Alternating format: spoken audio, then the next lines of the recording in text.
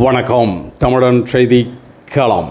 தமிழ்நாடு முழுவதும் சுற்றுப்பயணம் செய்து மழைக்கால முன்னெச்சரிக்கை பணிகளை தமிழ்நாடு மின்சார வாரிய நிறுவன தலைவர் டாக்டர் ராதாகிருஷ்ணன் செய்து வருகிறார். அந்த வகையில் கிருஷ்ணகிரி அருகே உத்தனப்பள்ளி துணை மின் நிலையத்தில் கூடுதல் தலைமைச் செயலாளர் மற்றும் தமிழ்நாடு மின்சார வாரிய நிறுவன தலைவர் டாக்டர் ராதாகிருஷ்ணன் பார்வையிட்டு ஆய்வு செய்தார். அப்போது மின்சார வாரிய அதிகாரிகள் உடன் இருந்தனர்.